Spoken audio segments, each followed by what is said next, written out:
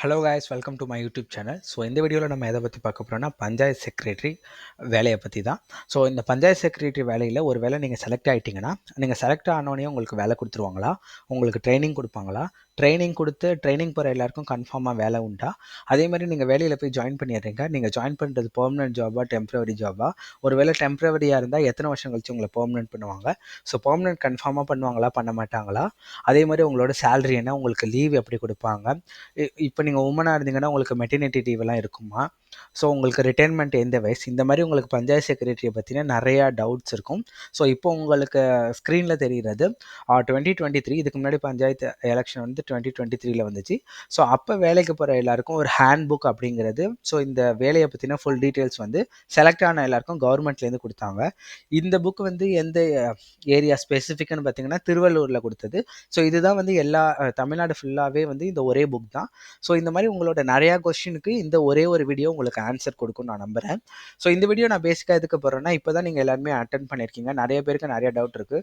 முதல்ல இந்த வேலைக்கு போவோமா வேண்டாமாங்கிறதே ஒரு பெரிய டவுட் இருக்குது. ஸோ சேலரி என்ன கொடுப்பாங்க, எப்படி அந்த ப்ராசஸ் இருக்கும், ப்ரொமோஷன் இருக்குமா இருக்காதா, ஸோ அதை பற்றின ஃபுல் வீடியோ தான் இதில் பார்க்க போகிறோம். ஸோ இது வந்து கவர்மெண்ட்டோட அஃபிஷியல் டாக்குமெண்ட்டில் ஒரு பாயிண்ட்டாக படித்து, அவங்க இங்கிலீஷில் கொடுத்ததை ஒரு பாயிண்ட்டாக படித்து உங்களுக்கு நான் எக்ஸ்பிளைன் பண்ண போகிறேன். ஸோ வாங்க வீடியோக்குள்ளே போகலாம். ஃபஸ்ட்டு வந்து பார்த்தீங்கன்னா, இது வந்து என்ன ஜாப்னா பஞ்சாயத்து செக்ரட்டரி ஜாப்னு இங்கேயே கொடுத்துருக்காங்க, village panchayat secretary job. So first வந்து இந்த பஞ்சாயத்து செக்ரட்டரி ஜாப் எப்படி வந்து எந்த சட்டத்தின் கீழே கொடுக்குறாங்கன்னா, 1994 கொண்டு வந்த தமிழ்நாடு பஞ்சாயத்து ஆக்ட், அதான் தமிழ்நாடு பஞ்சாயத்து சட்டத்தின் கீழே 1994 கொண்டு வந்தது. ஸோ இந்த கொஸ்டின் வந்து கண்டிப்பாக இன்டர்வியூவில் கேட்பாங்க, கொஞ்சம் ஞாபகம் வச்சுக்கோங்க. ஸோ இதோட அப்பாயின்மெண்ட் எப்படி இருக்குன்னா, டிஎன்பிசி அந்த மாதிரிலாம் கிடையாது, டைரக்ட் அப்பாயின்மெண்ட் தான். ஸோ டைரக்ட் அப்பாயின்மெண்ட்னா டேரெக்டாக நம்ம அப்ளை பண்ணுவோம். ஸோ லோக்கலில் இருக்கிற தாலுக்கா ஆஃபீஸில் பிடிஓ யாராச்சும் செக் பண்ணிவிட்டு அவங்க இன்டர்வியூ கண்டக்ட் பண்ணி உங்களுக்கு போஸ்டிங் போடுவாங்க. அப்பாயின்மெண்ட் அத்தாரிட்டி யாருன்னு கேட்டிருக்காங்க. ஸோ அதோட டீட்டெயில் மாதிரி தான் executive authority of the village. So உங்கள் வில்லேஜோட எக்ஸிக்யூட்டிவ் அத்தாரிட்டி தான் அப்பாயின்மெண்ட் கொடுப்பாங்க. குவாலிஃபிகேஷன் என்னென்ன கொடுத்துருக்காங்கன்னு பார்த்தீங்கன்னா, ஃபஸ்ட்டு ஒன்று ஏஜ் வந்து மென்ஷன் பண்ணியிருக்காங்க, கண்டிப்பாக 18 வயசுக்கு மேலே இருக்கணும். எண்ட் ஏஜ் வந்து ஒவ்வொரு கம்யூனிட்டிக்கும் பேஸ் பண்ணி மாறும், அது எல்லாமே நம்ம ஆல்ரெடி அஃபிஷியல் நோட்டிஃபிகேஷனில் பார்த்துட்டோம். அதே மாதிரி மினிமம் வந்து 10th படிச்சிருக்கணும். அதே மாதிரி நெக்ஸ்ட் என்னன்னு பார்த்தீங்கன்னா, ப்ராபேஷன் பீரியடுன்னு ஒன்று கொடுத்துருக்காங்க. ஸோ இதுதாங்க மெயின் பாயிண்ட்டு. நீங்கள் வந்து வேலைக்கு போய் சேர்றீங்க, சேர்ந்த உடனே உங்களுக்கு வந்து பெர்மனன்ட் ஜாபாக நான் ஒரு பாயிண்ட் மென்ஷன் பண்ணேன் இல்லையா, கிடையாது. ஸோ இந்த ப்ராபேஷன் பீரியட்னா என்னென்னா, ஃபஸ்ட்டு உங்களை 2 வருஷத்துக்கு வேலையில் வச்சுப்பாங்க, டெம்ப்ரவரி மாதிரி போயிட்டு இருப்பீங்க. சேலரி மோஸ்ட்லி அதே சேலரி தான் கொடுப்பாங்க. ஸோ அந்த 2 வருஷம் நீங்கள் நல்லா வேலை பார்க்குறீங்க அப்படின்னா உங்களுக்கு அந்த வேலை கன்ஃபார்ம். அப்படி நீங்கள் அந்த 2 வருஷத்தில் உங்களோட ஆக்டிவிட்டி சரியில்லை, நீங்கள் ஏதாச்சும் தப்பு பண்ணுறீங்கன்னா உங்களுக்கு வேலை கிடையாது. ஸோ இதை தான் இங்கே ஃபுல்லாகவே கொடுத்துருக்காங்க. ஃபஸ்ட்டு என்னென்னா 2 வருஷம் வந்து கொடுப்பாங்க. அந்த 2 வருஷத்தில் உங்கள் டியூட்டி எல்லாமே நீங்கள் கரெக்டாக பண்ணிங்கன்னா வேலையே கொடுத்துருவாங்க. அப்படி இல்லைன்னா அந்த 2 வருஷத்தை இன்னும் ஒரு 3 வருஷமாக எக்ஸ்டெண்ட் பண்ணுவாங்க. அப்போ மொத்தம் 5 வருஷம் நீங்கள் டெம்பரவரியாக கூட வேலை பார்க்க சான்ஸ் இருக்குன்னு தான் போட்டிருக்காங்க. ஸோ இதோட டிசிஷன் யாருன்னா, அந்த உங்கள் பஞ்சாயத்து அந்த லோக்கலில் யார் இருக்காங்களோ அந்த அத்தாரிட்டி தான் வந்து இதை டிசைட் பண்ணுவாங்க. இங்கே போட்டிருக்காங்க பாருங்கள், ஃபஸ்ட்டு 2 வருஷங்கிறது உங்களோட பர்ஃபார்மன்ஸ் பொறுத்து மேலும் வந்து உயரலாம். ஸோ இன்னொரு 2 வருஷம் இன்னொரு 3 வருஷம் கொடுக்கலாம் அப்படிங்கிற மாதிரி போட்டிருக்காங்க. அதே மாதிரி டெர்மினேட் பண்ணுறதுன்னு ஒரு ஆப்ஷன் கொடுத்துருக்காங்க. இந்த 2 வருஷம் இல்லை இந்த 3 வருஷம் எப்படின்னா, இப்போ இந்த 2 வருஷம் 3 வருஷத்தில் உங்களோட பர்ஃபார்மன்ஸ் சரியில்லை, பர்ஃபார்மன்ஸ்னால் நீங்கள் வேலைக்கு கரெக்டுக்கு டயத்துக்கு வரதில்லை, வேலை சரியாக பார்க்குறதுல, இல்லை லஞ்சம் ஏதாச்சும் வாங்குறீங்கன்னா எந்த டயத்தில் வேணாலும் உங்களை வேலையை விட்டு தூக்குவாங்கங்க. ஸோ அதே மாதிரி ட்ரைனிங் பீரியட் என்னங்கிறது கீழே கொடுத்துருக்காங்க, அதை சொல்கிறேன். ஸோ பேமெண்ட் அடுத்தது வந்தீங்கன்னா லெவல் 2 பேமெண்ட்டுங்க. சேர்றப்ப மோஸ்ட்லி உங்களுக்கு 15,900 16,000, மேக்ஸிமம் வந்து 50,000 வரைக்கும் சம்பளம் கொடுப்பாங்க. ஸோ ட்ரைனிங் பீரியட் எப்படி இருக்குன்னு பார்த்தீங்கன்னா, நீங்கள் வேலைக்கு சேர்ந்தோன்னே ஃபஸ்ட்டு ஒரு மாதம் உங்களுக்கு ட்ரைனிங் பீரியட், அந்த ப்ரொபேஷன் பீரியட்னு சொன்னேன் இல்லையா, அதுக்கு முன்னாடி ட்ரைனிங் ஒன்று கொடுப்பாங்க. இப்போ நீங்கள் பஞ்சாயத்து செக்ரட்டரியாக போகிறீங்கன்னா அந்த வேலை எப்படி இருக்கும்லாம் தெரியாது. ஸோ இன்டர்வியூ கொஸ்டின்ல எல்லாமே பேசிக்காக எப்படிங்கிறத நம்ம படிச்சுட்டு நம்ம இன்டர்வியூவில் சொல்லுவோம். வேலை எப்படி செய்யணும் அப்படிங்கிறத பற்றி ஒரு மாதம் உங்களுக்கு ட்ரைனிங் கொடுப்பாங்க. அந்த ஒரு மாதத்துக்குள்ளே நீங்கள் அந்த வேலையை கண்டிப்பாக அந்த வேலையை கற்றுக்கிட்டு ஒரு மாதம் கழித்து என்ன பண்ணுவாங்கன்னா, இங்கே பாருங்கள், டெஸ்ட்டு ஒன்று கண்டக்ட் பண்ணுவாங்கங்க. ஒரு மாதம் வந்து உங்களோட வேலை முடிஞ்சப்புறம் ஒரு டெஸ்ட்டு வைப்பாங்க. அந்த டெஸ்ட்டில் நீங்கள் பாஸ் ஆனால் மட்டும்தான் உங்களுக்கு வேலை. ஒரு வேளை ஃபெயில் ஆகிட்டிங்கன்னா உங்களுக்கு இன்னொரு சான்ஸ் இல்லை 2 சான்ஸ் அந்த மாதிரி கொடுப்பாங்க. ஸோ அந்த 2 சான்ஸை 3 சான்ஸ்க்குள்ளே நீங்கள் கண்டிப்பாக வந்து அந்த டெஸ்ட்டில் பாஸ் பண்ணால் தான் இந்த ப்ரொபோஷன் பீரியடுக்குள்ளேயே போகலாம். ஸோ ஃபஸ்ட்டு உங்களுக்கு என்ன அப்படின்னு பார்த்தீங்கன்னா, நான் எழுதி காட்டிடுறேன். ஃபஸ்ட்டு உங்களுக்கு ட்ரைனிங் பீரியடு, ட்ரெய்னிங் பீரியட் வந்து எவ்வளோ நாளைக்குன்னா 1 மாசத்துக்கு. அடுத்தது வந்து ப்ரொபேஷன் பீரியட் வந்து ஃபர்ஸ்ட் எப்படின்னா 2 வருஷத்துக்கு குடுப்பாங்க. இந்த 2 வருஷத்த பார்த்துட்டு, இல்ல இன்னும் உங்களுக்கு வேணும் அப்படின்னு டிசைட் பண்ணாங்கன்னா, இன்னும் 2 வருஷம் இல்லன்னா 3 வருஷத்துக்கு உங்களுக்கு எக்ஸ்டெண்ட் பண்ணுவாங்கங்க. அப்போ மொத்தம் பார்த்தீங்கன்னா, ஃபர்ஸ்ட் ட்ரெய்னிங்ல ஒரு டெஸ்ட் ஒண்ணு கண்டக்ட் பண்ணுவாங்க. அந்த டெஸ்ட்ல பாஸ் பண்ணா தான் புரொபேஷன் பீரியடே போ முடியும். புரொபேஷன் பீரியட்ங்கிறது 2 வருஷம். இதுல உங்களோட பெர்ஃபார்மன்ஸ் அண்ட் புரொபேஷன் பீரியட்லயுமே ஒரு டெஸ்ட் ஒண்ணு கண்டக்ட் பண்ணுவாங்க. ஸோ அந்த டெஸ்ட்ல நீங்க பாஸ் பண்ணா மட்டும் தான் உங்களால வந்து உங்களுக்கு பெர்மனன்ட் வேலை குடுப்பாங்க. ஸோ இந்த டீடைல்ஸ் எங்க போட்டுருக்காங்கன்னா இங்க பாருங்க. இங்க நான் புரொபேஷன் பாயிண்ட் சொன்னேன் பார்த்தீங்களா? அதுல வந்து பிரிஸ்கிரைப்டு டெஸ்ட்டை வந்து நீங்க பாஸ் பண்ணியிருக்கணும் அப்படிங்கிற மாரி போட்டுருக்காங்க பாருங்க. ஸோ வைக்கிற அந்த டெஸ்ட்டை அந்த ப்ரொபேஷன் பீரியட் 2 வருஷம் இல்லை 3 வருஷம் கழிச்சு உங்களுக்கு ஒரு டெஸ்ட் வைப்பாங்க. அந்த டெஸ்ட்டையும் பாஸ் பண்ணணும். அதுக்கு முன்னாடி ட்ரைனிங் டெஸ்ட்டையும் பாஸ் பண்ணால் மட்டும் தான் உங்களுக்கு இந்த வேலை, இல்லைன்னா இந்த வேலை உங்களுக்கு கிடையாது அப்படிங்கிற மாதிரி போட்டிருக்காங்க. ஸோ அடுத்த பாயிண்ட்டுக்கு போவோம். இந்த யாருக்கு கீழே நீங்கள் ஒர்க் பண்ணுவீங்க அப்படின்னுங்கிற மாதிரி மென்ஷன் பண்ணியிருக்காங்க. ஸோ உங்கள் பஞ்சாயத்தில் இருக்க எக்ஸிக்யூட்டிவ் அத்தாரிட்டி கீழே தான் நீங்கள் ஒர்க் பண்ணுவீங்க. நெக்ஸ்ட் ஒரு முக்கியமான பாயிண்ட் என்னன்னா ட்ரான்ஸ்ஃபர். ஸோ இந்த இது வந்து உங்க டிஸ்ட்ரிக்ட்ல எந்த இடத்துல வேணாலும் போடலாம். ஸோ இது வேற டிஸ்ட்ரிக்ட்ல கூட உங்களுக்கு போடலாம். ஸோ ஃபர்ஸ்ட் பிளாக்குள்ள மாற்றணும். பிளாக்னா ஒன்றுமே இல்லை. இப்போ பிளாக்குங்கிறது ஒவ்வொரு இடத்துக்கும் வேறும். இப்போ வந்து உங்களோட தாலுக்காவை ஒரு பிளாக்காக கன்சிடர் பண்ணிக்கிறாங்கன்னு வச்சுக்கோங்களேன். பக்கத்து ஊரில் நீங்கள் வேலை பார்த்துட்டு இருக்கீங்க. உங்கள் ஊருக்கு மாறணும்னா அதை வந்து பிளாக் டெவலப்மெண்ட் ஆஃபீஸர்னு ஒருத்தர் இருப்பார் வில்லேஜ் பஞ்சாயத்துக்கு. அவர்கிட்ட கொடுத்து அந்த ட்ரான்ஸ்ஃபர் வாங்கணும். இல்லை ப்ரோ எனக்கு வேறு டிஸ்ட்ரிக்டில் வந்து ஆஃபர் இது போட்டுட்டாங்க, வேலை போட்டுட்டாங்க, நான் ஏன் டிஸ்ட்ரிக்ட் மாறணும், இல்லை எனக்கு வந்து இப்போ ஒரு எக்ஸாம்பிளுக்கு சொல்கிறேன். இப்போ நீங்கள் வந்து தேனியாக இருக்கீங்க, இப்போ வந்து அடுத்தது கன்னியாகுமரி டிஸ்ட்ரிக்ட் மாறணும்னா அதை வந்து பர்சனல் அசிஸ்டன்ட் அப்படிங்கிற மாதிரி ஒரு போஸ்டிங் இருக்கும். அவங்க மூலியமாக தான் வந்து நீங்கள் வந்து அந்த டிரான்ஸ்ஃபர் கொடுப்பாங்க. அதே மாதிரி முக்கியமான ஒரு விஷயம் என்ன கொடுத்துருந்தாங்கன்னா, இந்த டிரான்ஸ்ஃபர் இருக்குது பார்த்தீங்களா, இந்த டிரான்ஸ்ஃபர் எப்போ வேணாலும் உங்களை ஒரு மாவட்டம் விட்டு மாவட்டமோ தாலுக்கா விட்டு தாலுக்காவோ எப்போ வேணாலும் மாற்றி போடுவாங்க. அதெல்லாம் நீங்கள் அப்போஸ் பண்ண முடியாது. கொடுக்குற இடத்துல போய் நீங்கள் வேலை பார்க்கணும் அப்படிங்கிற மாதிரி போட்டிருந்தாங்க. அதே மாதிரி இப்போ நீங்கள் ப்ராபிகேஷன் பீரியட் முடிச்ச அப்புறம் ஒரு 2 வருஷம் இல்லை 3 வருஷம் முடிச்சு உங்களை டெஸ்ட் கம்ப்ளீட் பண்ணிட்டீங்கன்னா அதுக்கப்புறம் நீங்கள் வந்து டிரான்ஸ்ஃபருக்கு ஒரு தடவை அப்ளை பண்ணலாம். ஸோ உங்களுக்கு பெர்மனன்ட் போஸ்டிங் போட போகிறாங்கன்னா அந்த பெர்மனன்ட் போஸ்டிங் எந்த ஊரில் வேணுங்கிறது 2 வருஷம் 3 வருஷம் நீங்கள் முடிச்சு அந்த டெஸ்ட்டை கம்ப்ளீட் பண்ணி பாஸ் ஆகிட்டீங்கன்னா அந்த பாஸ் பண்ண அப்புறம் ஒரு டிரான்ஸ்ஃபருக்குன்னு ஒரு மீட்டிங் மாதிரி போடுவாங்க. மோஸ்ட்லி சென்னையில் தான் இருக்கும். சென்னையில் போய் நீங்கள் அதை அட்டென்ட் பண்ணீங்கன்னா உங்கள் ஊருக்கு பக்கத்தில் எங்கேயாச்சும் வேக்கன்சி இருந்தால் அந்த இடத்துல போய் நீங்கள் ஜாயின் பண்ணிக்கலாம். அடுத்தது லீவ். ஸோ பஞ்சாயத்து செக்ரட்டரிக்கு லீவ் எப்படி இருக்குன்னு பார்த்தீங்கன்னா வருஷத்துக்கு 12 நாள் நீங்கள் கேஷுவலாக லீவ் எடுத்துக்கலாம்.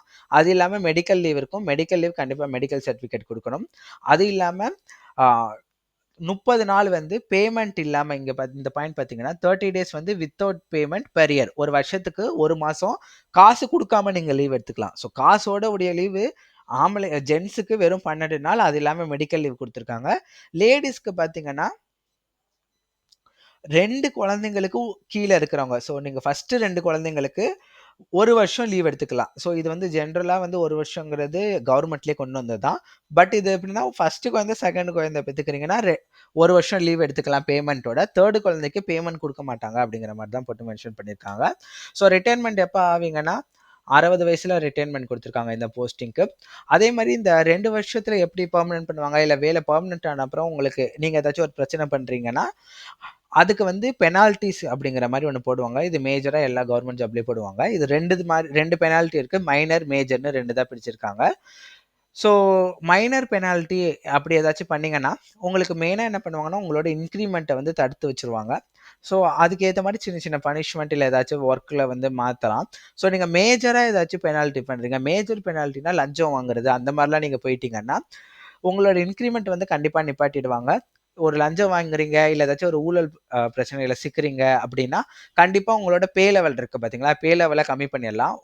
விச் மீன்ஸ் உங்களோட பொசிஷனை வந்து கம்மி பண்ணி கொடுக்கலாம், இல்லை உங்களை வேலையை விட்டே தூக்கலாம் அப்படிங்கிற மாதிரி மென்ஷன் பண்ணியிருக்காங்க. ஸோ இதெல்லாம் வந்து பெனால்ட்டிஸ் கீழே வந்துடும்.